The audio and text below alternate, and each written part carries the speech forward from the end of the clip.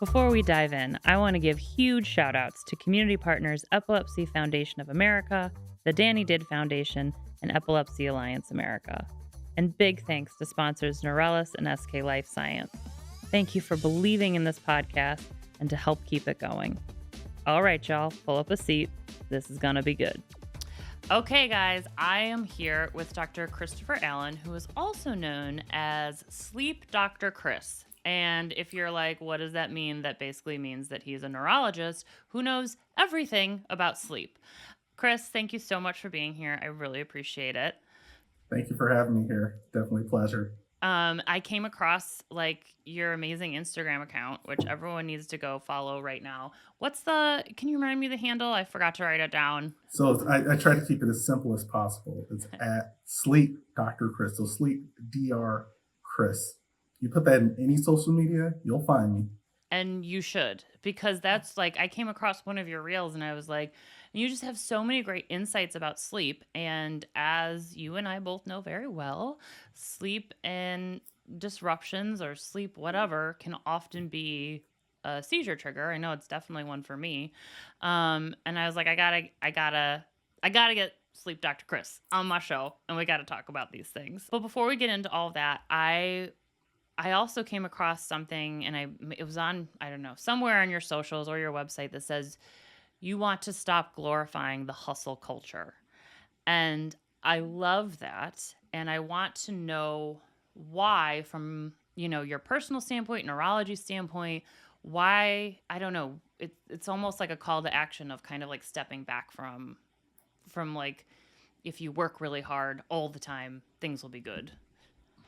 Yeah, and I'm glad you brought that up because one of the things is that I love neurology and but sleep is my passion. And the thing is that with hustle culture, the thing in life is that if you think back to even if you were in high school or in college or even advanced training, and even life, the first thing people will sacrifice is sleep. And it's something that is so important. I've never thought about that before. Yeah. And if you think back in college, you're like, oh man, I have this test, this final. What do I need to do? They pull a what? All nighter.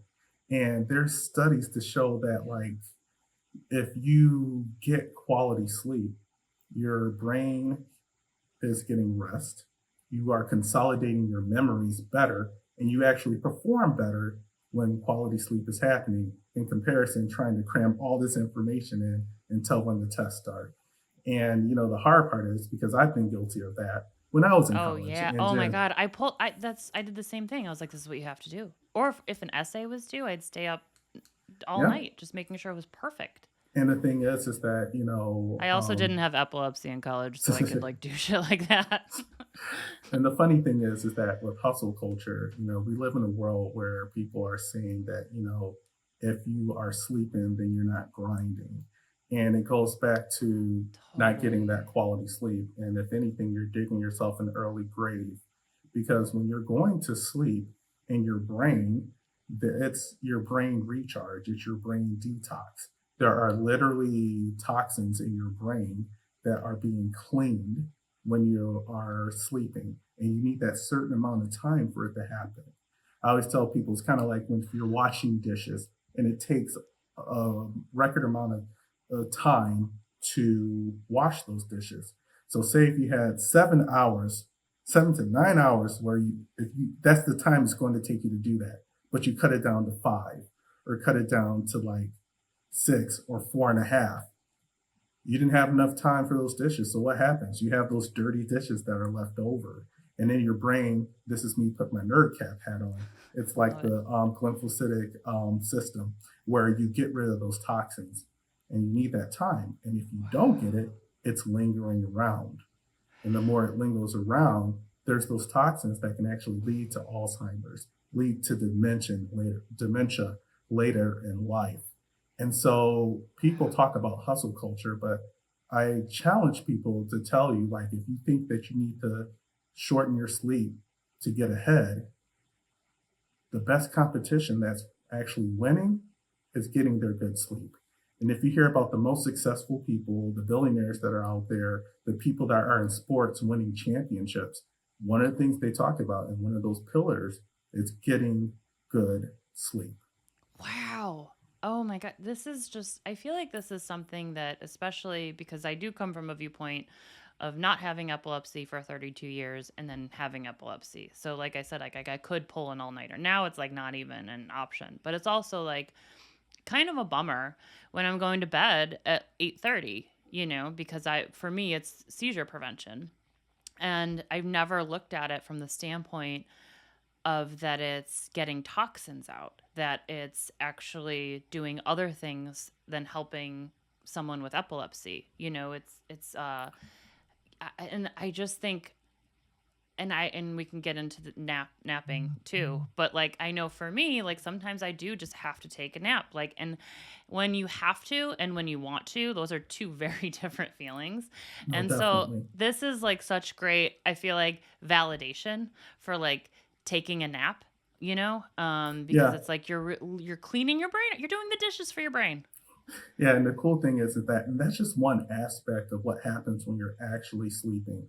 It's like when you're sleeping, that's one aspect. Your brain is getting rid of those toxins. Your mind is like, consolidating memories. Your battery is recharging. Mm. And the thing is, I always tell people, Mr. Sandman wants his money. And how do you pay him? By sleeping. And they literally call it sleep debt for a reason. And, I have some patients that tell me that, like, well, why can't I just sleep in on the weekend? So let's think about it. Like, say I had a patient, 5 hours a night, that's not enough. Mm. And if you do that from Monday through Friday, that means on the weekend, you have to not only sleep that 7 hours, you have to sleep an extra 10 that you lost. And nobody's sleeping 17 hours. And so, like, I have people think of Don't it tempt that way. me with a good time. And the funny thing is that people like that are listening, you might feel bad, like, oh man, like I don't sleep that long. Mhm. Well, one, give yourself grace, and two, ask yourself, why am I not sleeping that long? Because that's when you might need an evaluation with a sleep professional like me. Now, one of the things I will say is, especially people that have epilepsy, you know, when you don't get that quality sleep or you're not getting enough sleep, that can lower your seizure threshold, meaning it increases your chances of having seizures. And so, those are things to think about. And also, when you are sleeping, the hardest part about my job, I got to talk to you about things that happen when you're unconscious. And so, if you have a bed partner, ask your bed partner simple question: how am I sleeping? Like, Mm. are you snoring? Is there pausing and breathing? Are you flopping around?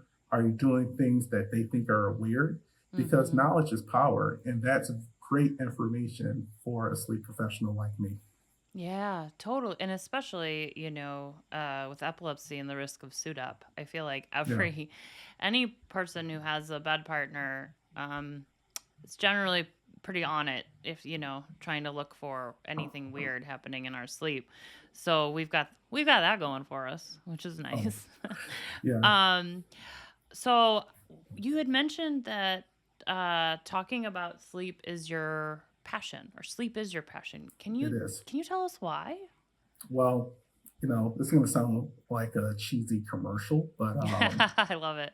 not only am I your doctor, I have obstructive sleep apnea. And so I have a sleep disorder myself. Mhm. And it's funny, I found out about it when I was in class. I was in med school and they were talking about it. And you would think that, like, at that moment, I'm like, wait a second, I think that's me. Like, I am tired. I don't pay attention during the daytime. No. It took my friends to look over at me and say, like, you know what? I think they're talking about you. Or my Oh. girlfriend at the time, she's like, no, that's definitely you. And I'm like, all right, I hear what you're saying. And so you think at that moment, I thought that, wow, maybe I need to listen to my friends. No, No. I still didn't. And so what I did, I'm leaving literally the same day. And it's funny how all the stars aligned. I went out the class and I saw this flyer and it says, are you a young male that snores and all this? And No. then they were doing like That's so they were serendipitous. doing yeah, they were doing studies. And even that, at the bottom it says cash, allowed. And it's like, you get cash for doing this. I'm like, Yeah. what? Maybe Now I I'm should get in. this checked out. Yeah. That was the thing that got me. I And so I don't had a blame sleep you. study. Yeah. And with that sleep study, I remember falling asleep and they were looking at me and then waking up and everyone's staring at me and they're like, yeah, you got it. And I'm like, Wow. okay. And so I had sleep apnea. And so funny, I didn't know that it worked for me because What it do you started me mean? on, there's many ways to treat obstructive sleep apnea. That's another Okay. thing I'm going to tell people that are listening. Sure. CPAP's the most common that people use, and I use Hmm. CPAP myself. But when you are sleeping, like there's many ways to treat obstructive sleep apnea. I use CPAP therapy. I didn't know it worked until 3 months in. I went on a trip. I didn't take my CPAP with me, and I felt horrible. And I'm like, Oh. why do I feel it was like my sixth sense moment at the end? The glass drops, and I start thinking back, and I'm like, okay, maybe there is something to this CPAP therapy. And Wow. Landis, I'm gonna throw a shameless plug out there. You Do it. know, I love that part so much, and it made me think back to like how long was this going on? And Mhm. this was happening even when I was a child. And I see tons of patients because for sleep medicine, I see kids and adults. And a lot of people had it going on at an early age. And I'm Mhm. very fortunate where I get to catch some of those children that have those symptoms because the symptoms are different than it is in kids and adult. I decided to make a children's book. And the name of my book is something that I say and something I believe in is Sweet Dreams. And so if you go to www.sleepdrchris.com, Oh, I it'll be talk in the about, episode description. Yeah, yeah, yeah. yeah, so it talks about sweet dreams. And that's something that's really personal to me. And it's like the passion that I have for it because I'm very fortunate to see people before a sleep disorder, Mhm. before they find out they have it, and then after, and seeing how their life is better, how they're sleeping better, how their bed partner is happy that they can Wow. actually sleep in their bed, and Yeah. how blood pressure medications being taken away, or how their seizures are being better controlled. Mhm. So that's why, like, I'm very passionate about sleep because it's one of the foundations in life that we need. But Yeah. because of how much of an advanced species we are, we can disregard it. Mhm. This is the things where we have to take um, tips from our other species. Like if someone has a pet cat or a dog, guess what? They're not going to skip on. They're going to get their sleep. Yeah, that is And, so and true. yeah, doesn't matter. They're sleeping. They're not like, wait a Yeah. second. Like, no, I need to chase like these Yeah. animals. No, I'm going to take my sleep and take my nap or go to bed. And I Yeah. think we need to get back to that. The more advanced we get, the more devices that are out there. Because the sad part about devices, if you had your phone battery, no, your phone, and before you go to bed, what are you going to do? You're going to plug it in. You're going to make sure it's charged. Like Mhm. sometimes we treat our devices better than we treat our own sleep Oh my god, sometimes. that's so true and so sad. I know you wake up in the morning and say if your battery's at 40%, you're like, wait, what happened? Wait, look, where's the plug? I need to plug this Yeah. in. With us, Wow. you sleep 4 hours. You're like, all right, let me get up and just go through the day and try to make it. You don't do that Yeah. with your phone. You're looking, you're trying to, you buy one of those adaptable chargers. You make sure your phone is charged. So we need to treat our sleep like we treat our phones. Yeah. I mean, that's wow. I'm feeling like a tiny bit of shame because I did sleep like shit last night and was like, I know sleep doctor Chris would understand if we rescheduled, but I don't want to do that. I'll be fine and power through. Like, I'll Hey, nap afterwards. Like you got to give yourself grace though. I always tell people that, it's par for yeah. course. Every time it doesn't, it always amazes me that like when I see like my sleep patients, usually they'll have a problem the night before. So you're just falling in line with it. Oh, there we go. And Okay. honestly, if you felt something and if people are listening, feel something, that's what I call hard truths. Mm. That's what I do on online with Sleep Doctor Chris. On my favorite content out there is when I give people hard truths. I do that like three to four times out of the week. I have where people can give me ideas of what they want to talk about, and I just keep it real and tell them, truths that might hurt their feelings, but I still want to tell it to them, I and I do tell love them th- like, I do love that caveat that you start. You're like, things I would tell you if it didn't hurt your feelings. And I'm like, ooh, yeah, what? Tell it's a me, good conversation. Yeah, it's a good it's a conversation starter, but totally. and it hits people, and Mm-hmm. and it's funny because I'm like, I got some things to say. How would I want to say it? It's like, but Yeah. I really don't want to hurt their. I was like, wait a second. I just tell them, it's like, look, this is what I would tell you. I'm telling you, this might hurt your feelings, Yes. And but I want to get into those because I'm so excited to talk about them from my selfish point of view. I want to know, but before we do that, I do want to like just when you're talking about sleep apnea, what are because as I mentioned, like there's we're always looking for scary signs of suit up and everything. But so what are like the signs that someone could have sleep apnea, and how could that affect someone with epilepsy? And, being a neurologist makes me a better sleep doctor, and being a sleep doctor makes me a better neurologist.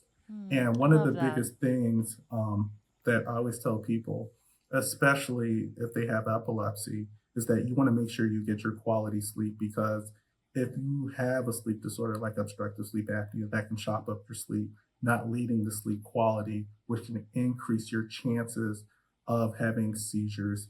And as you said, Landis, suit up is real.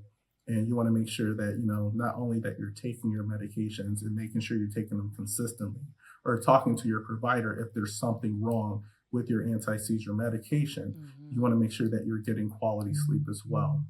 Mhm. And so the simple thing that I always tell people, talk to your bed partner, see for obstructive sleep apnea, see if you are snoring, if you Mhm. are waking up, coughing or gasping for air. What is your bed partner saying? Because you might say, I don't snore, and if they're looking at you nodding their head, no, you snore, or I had to like give No, you that I've had lover's those tap. conversations. Yeah. Yeah, Yeah. and you have to like, give them that lover's tap to be like, hey, turn to your side. Then you Mhm. should get a sleep study, and that will show if you are pausing and breathing, or if you're going to the bathroom frequently overnight. Now, some people will tell me like, look, sleep doctor Chris, I sleep along, so how am I going to know? I was just about to ask. Yeah. And so those signs still are true. Like if you feel like you're waking yourself up coughing or gasping, but you're Mm. sleeping, so you don't know if you're snoring, but if you're waking up with a dry mouth or a Mhm. sore throat, that could be a reason why that's happening. Okay. And just because you had water or had a drink, but if you're going frequently overnight, going to the bathroom overnight, then that's another red sign, like a red flag for it.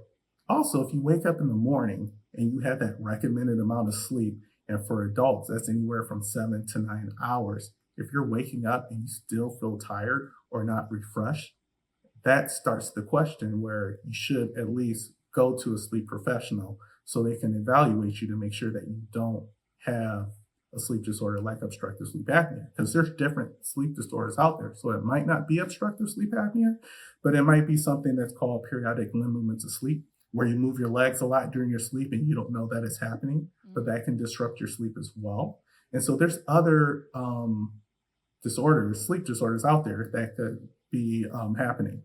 How do we differentiate between like possibly moving your limbs and having I can't remember what it's called, um, that disorder and a seizure?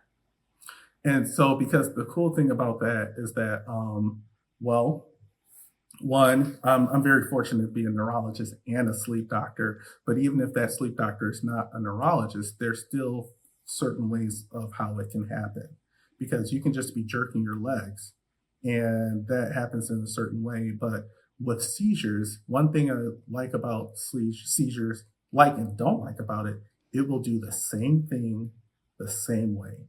It is Mm. predictable. You can't make a seizure happen, Sure. you can't have the seizure change. And if the seizure changes, that means it's doing that same thing the same way over and over. It's very predictable. So there's signs that you can look at to say, okay, that could be a seizure happening, or no, this is like a sleep disorder that is happening from there. And going through a sleep study what we usually do, there's a part of the sleep study that has an EEG in it Mm. anyway.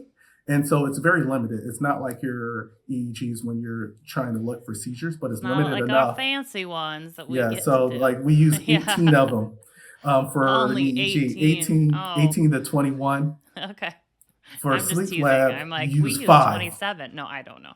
No, yeah, Oh, you use use anywhere. 5? Yes, just only five. Look, we only need, because That's a with that, walk in the park for an epileptic. That's like regular night's sleep. I'm I kidding. know, and the Sorry. funny part is that reason why we do it is so we can look at your sleep stages.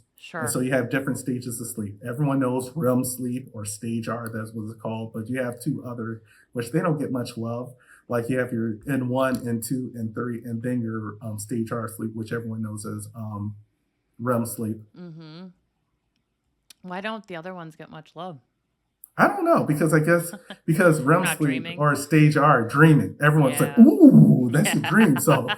I know that one, and Yeah. so, but yeah, but if you ask me, stage three, that's the one that happens the most. That's the deep sleep. That's when like everything is happening. And it's funny for people that have epilepsy, when you get your quality sleep, 25% of your sleep is REM sleep or stage R, and that is counted as neuroprotective. So when people usually have seizures, it's usually not happening during that stage. And so you want to make sure that you have that good consistency of sleep that's happening to help along with that. And Okay. another reason why, if you have a sleep disorder and you have and it's waking you up in the middle of the night, it's like starting that clock over again. And your body, when it's going through those different sleep stages, that's changes in brain activity. And if you already have epilepsy and you're not getting that quality sleep and you're jump starting it again, will lower the seizure thresholds, increases the chances of seizures happening. Mm-hmm. Wow. This is so cool. I can see why you would geek out on sleep because like there's I feel like I want to like take a whole class about, Hey, about all the different stages now and learn as much as I can. But I also really want to talk about some of the hard truths that you drop on social media that I absolutely love. And I have to start with this one first. And I've got them on my phone. I'm going to read them off verbatim. okay, Okay. okay. So, Sleep Doctor Chris says, you call it scrolling to relax, but your nervous system calls it survival mode. And I was like, what the fuck? No. What does that mean? I thought scrolling helped me. It apparently does not.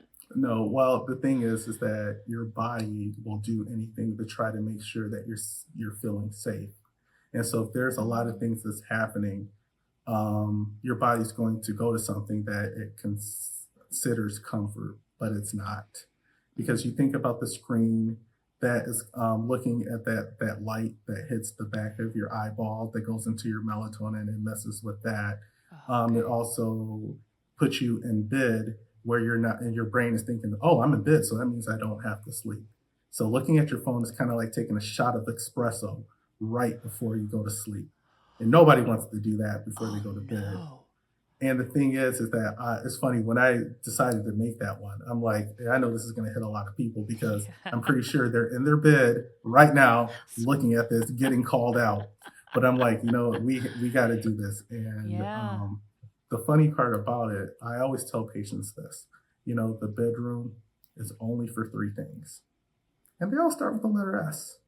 So So, I if you're what's the sick, Oh, there. I was like, I got if you're two. sleeping, yeah, we know what that third S is for. Yeah. And so if it's not happening, then you're not in bed. And if it takes Okay. you more than 20 minutes to fall asleep, get out of bed. And I always tell people to Oh. get a Wait, piece wait, of wait, wait, wait, wait. We paper. gotta pause. If it takes more than 20 minutes to fall asleep, get out of bed. Yeah, Why? because you don't want your body to start thinking that, like, if I'm stressed, if things are going, what I do is stay in bed. You are actually perpetuating that, and that can lead to insomnia. And, like, you Okay. might be okay with it right now, but then Mm-hmm. that's just going to perpetuate those things in your body where it's not making yourself feel safe. And that's the So one it's of the like biggest kind of thing is taking the you're meaning out of the bed again.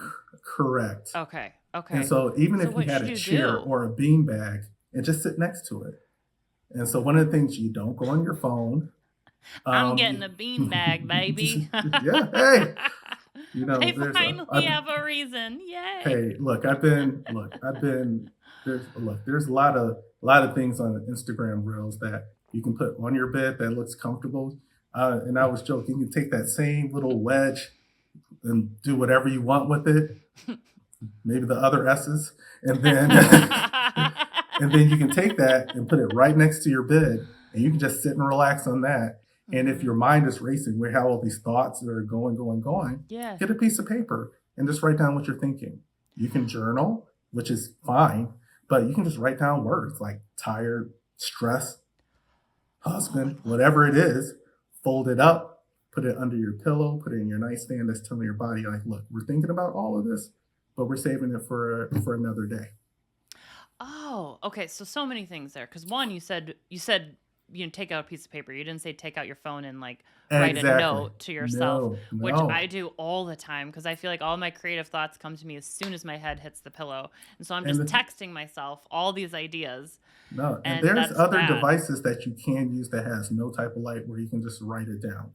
Like with me, I have this like electronic paper that you can like open and then just write on, and it really doesn't have that blue light that's going to mess with your melatonin. Okay, And so that's what I use for it.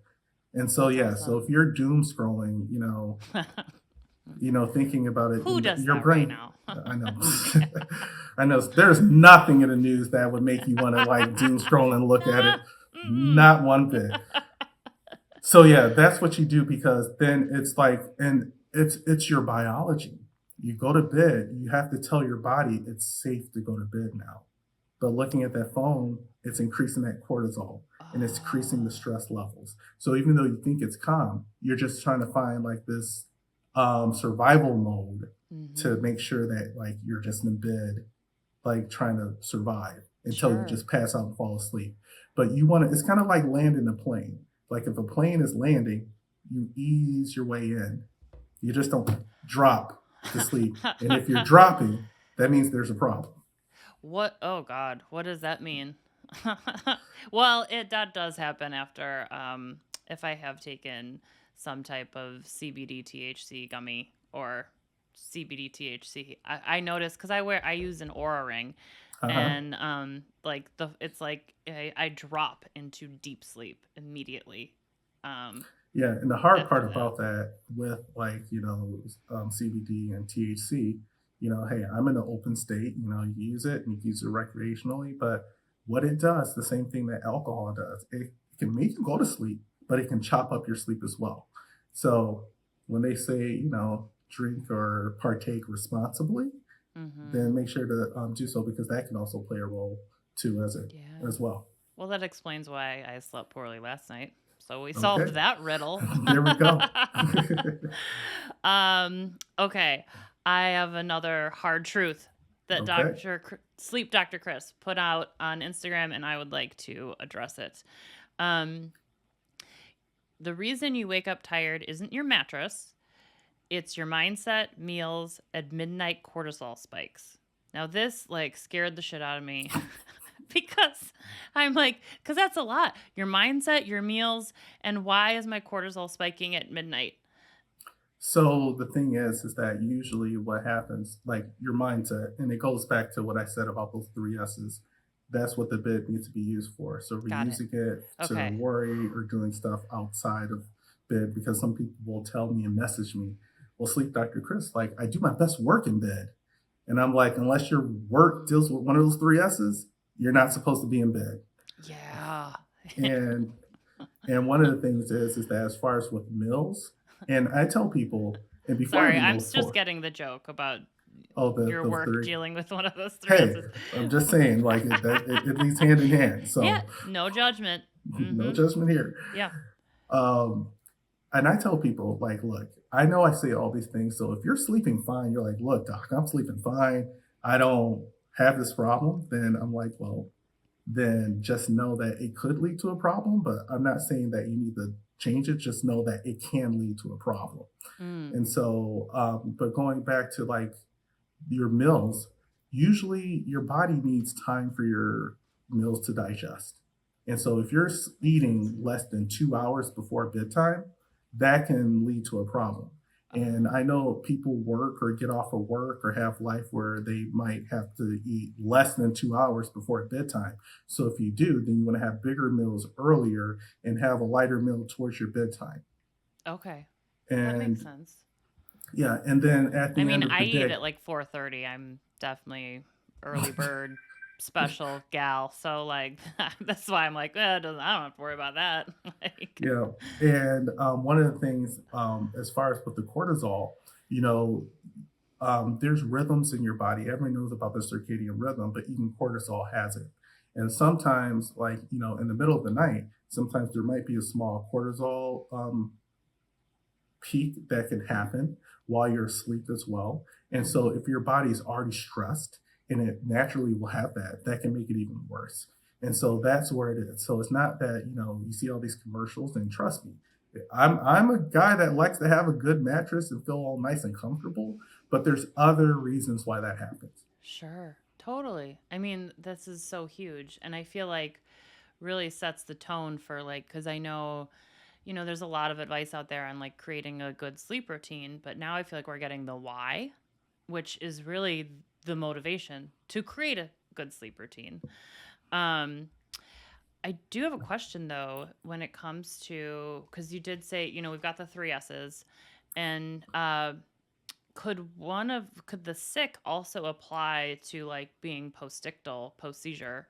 Because I know for me and for a lot of people, like after a seizure, it's just sleeping for it's like I'll get like at night I'll get sometimes like 11 hours of sleep, after a And yeah, and seizure that or and that plays a role too. So like if you have a disorder like having epilepsy, and there's a part where it does make you tired, then that's the time where you're being there because your body's recovering.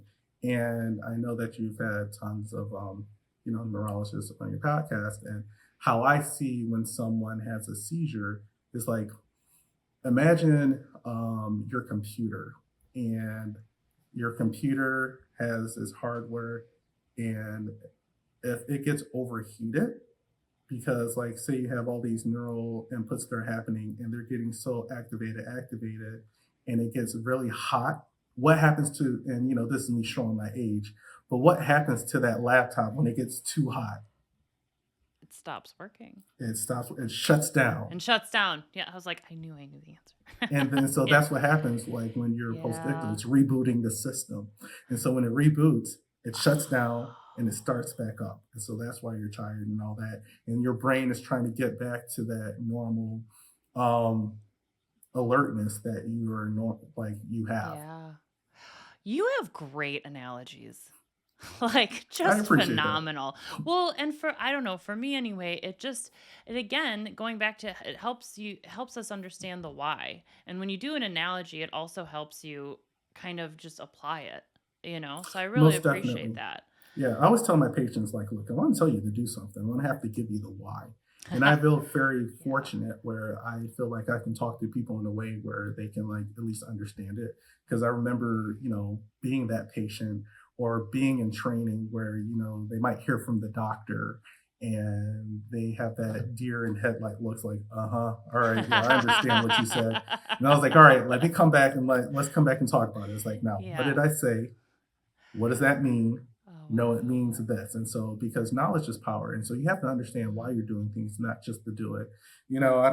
I don't try to parent in the way, like, I don't try to parent or be a doctor where it's like, do it because I said so. No, I Mhm. can tell you the why. Yeah, which is Well, that's huge a lie. because Sometimes with my kids, I'm like, no, it's because I said so. You're asking why too many times. yeah. You're like, now it's just because I said so. Yeah. Okay, the last hard truth I want to address is you're not quote unquote wired at night. You're overstimulated, dehydrated, and living in a stress loop. And I was like, ooh, because I mean, I feel like I don't really get wired at night anymore, thanks to epilepsy and epilepsy meds. But my husband does, and I remember I used to be wired at night. Like, and I'm sure there's a lot of other people with epilepsy who are like, I'm still wired at night. Like, don't speak for all of us, you idiot. So I'm just curious as to like, we're not wired. You're dehydrated. and I already forgot the other two. So, Well, but a like, couple of how things. do we address this like feeling Well, of being wired? let's work backwards. Like, Okay. honestly, being dehydrated when your body doesn't have that nice hydration and going to bed, and I'm not saying too much because you don't want to wake yourself up in the middle of the night, like trying to go to the bathroom. But even with that, there are still some stress signals. And the way to get rid of them is to urinate it out. So if you see yourself going to the bathroom frequently overnight, Mm-hmm. could be because of stressors. Sleep Wow. apnea, pausing and breathing, that's something stressful in your body. The only way to get rid of that is to urinate it out. Also, when you have current stress, that's your body's trying to get rid of stress signals when you're falling asleep and trying to rejuvenate your body when you're sleeping. But also, what happens at the daytime will affect your night. So if there's stressful things that are happening, that's when you Mm-hmm. want to, and I used that analogy earlier, when you're trying to go to bed, it's like landing a plane to land into dreamland. You don't want to drop straight down because that's a Mm. crash. It literally, you call it a crash. You want to ease your way in. And so like when there's within the next hour, the devices, you want to try to get rid of them. And and sometimes, especially during sports games, I might have my device next to me because I got to text the guy group like, look, like, did you see that play? Yeah. So I understand like life happens, but you Sure. still want to get yourself to go to that because that'll help get that down. You want to do that mind dump where you think about all the stuff that went through the day. You can write it down to get rid of it. When you Oh. ease your way into bed, then it works. It's kind of like relationships. If you have someone that you're very, fancy to, you just don't bam go down to it. Sometimes you do, but you ease your way into it. Sure. And so that's Yeah. the way that you look at it because when you have that cortisol spikes, when you are stressed, it's not going to help you go to sleep, and your sleep is not going to be the best quality sleep that you can have. And that's why people say that I That's sleep better on the couch because that's a place of rest. They're not thinking of anything. That's a place of their comfort. That's when they mm. say that they're on vacation. It's like, yeah, doc, I have problems sleeping, but when I was on vacation, it was great. The stress was gone. Oh, wow. Okay, wait, wait. So I love this because you've kind of given us like a template for a routine, which is an hour before bed, be done with screens. That's what I'm hearing. But I want to talk about a little bit, you said like a mind dump and write all the Mhm. things down. Um, like what so that should probably not be done in bed, right? You want to Nope. do that like Again, it still doesn't start with S. outside. There we go. Um, so like so you want to do that somewhere else. I imagine that just stressing me out more, being like, "Oh my god, now I'm writing down all the things that, Well, have you stressed think me it out." would until you actually do it because it's Okay. telling your mind, like, look, this is on our mind, and we're making an effort to put this on here because instead of it bouncing around your mind, you write it on the sheet of paper. And after 2, 3 minutes, it starts to go away, and you folding it or closing it or putting it away. That's like your mind saying, okay, we're thinking about this, but we'll save it for another time. And, don't just get discouraged. It's like, look, doc, I tried that one night, it didn't work. It takes time to build that Sure. habit, and you can do that. Also, when you are like sitting next to the bed or have something or have a special chair in your room where you can do that, those are the things that, help along with it. And then also, like you can, right before bed, one of the favorite things I like doing is 4-7-8 breathing. You breathe Mm. inhale for 4 seconds, you hold your breath for seven, and then you exhale out your mouth for 8 seconds. And then just do that. Now you can do that in your bed because then you're just reminding yourself that like I'm getting myself ready for bed. It's that easing glide so you can touch down into dreamland. Totally. I mean, I've when I first heard about that 478, and some people do like 469. Everyone has different Hmm. numbers, but like I was like, that sounds like a bullshit. And then I tried it like once, and I was like, okay, here Yeah, we go. I And know. then It's I like, I've never applied it to trying to fall asleep. I have like meditated before I fall asleep, and I fall asleep during the meditation, uh, like I in a know, way which to is like good. help me. I'm like, this will help me get into a sleep mindset, and then And it's I'm really just good out. with those apps. With those apps, they are helping with that. They guide that through there. it's very calming and it's making you think about outside of other stuff from there. You know, Yeah. literally, there's an app out there, and I'm not going to say their name unless they sponsor me, where they have like Matthew McConaughey they're talking to. I was like, man, if I had Matthew McConaughey talking to me overnight, I was like, man, that would be awesome. I have that app and I use that app every day. And See? Matthew McConaughey can put you to sleep. It's Yep. amazing. Yes. Well, this is so helpful, and I am so appreciative of you coming on and sharing your expertise. I know I am really excited to kind of start curating my own new sleep plan. And I'll report back, Sleep Dr. Chris, to let you know how I it's going. no, I Um, appreciate that. but before we sign off, I'm going to ask you three questions that have nothing to do with what we've been talking about. Okay. You ready? I am ready. Okay. Number one, what's your favorite color? Um, my favorite color, it's ever since I was younger, it's blue. I'm a fan of blue, and I'm a huge Michigan fan. So if it's navy blue, great. There we Um, go. That makes sense too, because like it's a very calming color. mhm. So encapsulates what we want with our sleep. Number two, what is like if you had like a totally free weekend, what would be like your favorite thing to do? It's funny. So next to medicine, it's funny. There's two loves I have. I have music. I love music, and travel, and I love traveling.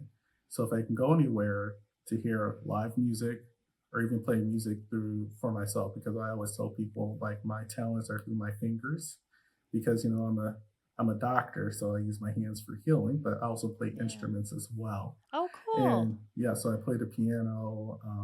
I had That's played some awesome. other instruments growing up, like a total of five. So if I could go somewhere where I can travel, hear live music, or even have a chance to even play myself, that's what I would be doing. I love it. That sounds like that just sounds like a lovely weekend. Oh yeah. And then number three, what does it mean to you to be a friend? Um, to be a safe space where you can go, where you know that you're not getting judged, but Mm, you can still be critiqued, and being there and knowing that because this world is hard in itself. And so if you have a friend there that can understand, that can, and even if they don't understand, that they can empathize, and you can come to an area where you're somewhere where you're not being judged and you can be your authentic self with them, then that's a friend.